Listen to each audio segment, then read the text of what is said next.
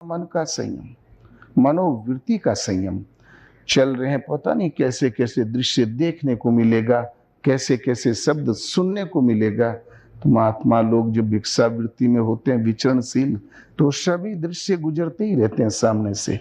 कहीं से बारात गुजर गई, तो कहीं से शव यात्रा गुजर गई, कहीं नेताओं का कोहराम गुजर गया, कहीं भक्त मंडली गुजर गई।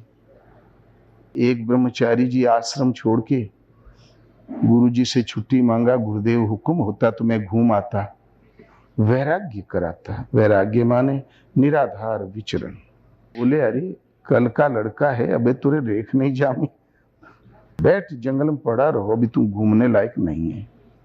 फिर 2 बार कहा, 3 बार कहा, गुरुजी ने कहा अच्छा तो देख, सावधान रहना बेटा, माया बड़ी प्रबल है।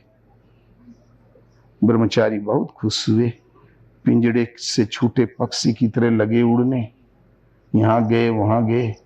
अच्छे महापुरुष के शिष्य थे, बोली भाषा थी, शांति थी। किंतु एक दिन वो कुएं पे लेटे थे तो बैंड बजने लगा, तो उठ के बैठ गए। बोले भाई ये क्या है? तो बोले ये बारात जा रही है। बोले इस डब्बे में क्या पैक कर रखा है? बोले इसमें दुल्हा बैठा है, पहले पालकियों से बारात जाती थी। बोले अच्छा ये बीमार है? बोले अरे बीमार नहीं, ब्याह होगा। अरे कोई बीमार होता तो नहीं टांग टूंग के ले जाते वो कटिया समेत। बोले ब्रह्मचारी जी बीमार नहीं, ब्याह होगा। तो बोले ब्याह कैसा होता है? तब वो लड़के जो बारात में साथ थे विधिवत पढ़ाया ब्रह्मचारी जी को, ब्याह कैसे होता है।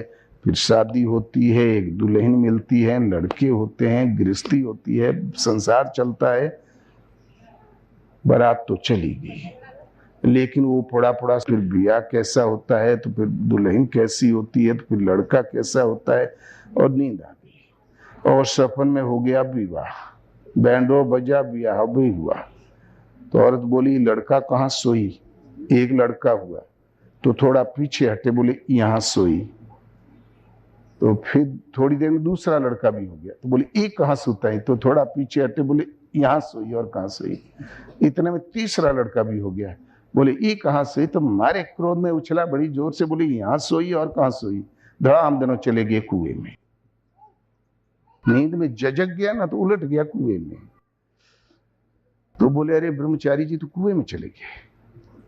निकाला, बाहर किया, बोले महाराज किसने ढकेल दिया कुएं में? बोले बेब्याही औरत ने, और किसने? कहो तुमरो ब्याह हुआ? बोले एक। बोले हमरे 2 हुआ है। बोले धन्य हो तुम भैया, एक सपने की औरत ने तो 80 हाथ नीचे फेंक दिया, तो तुम लोग कैसे जियत हो। भागा वापस गुरु महाराज के पास। बोले गुरु महाराज हमें पता ही नहीं चलता कि कब मन दूसरी गणित लगाने लग जाता है, संसार में पता नहीं क्या क्या भरा है, अब आज्ञा पालन छोड़ के मैं कुछ नहीं करूंगा। लग गया फिर सेवा और चिंतन में।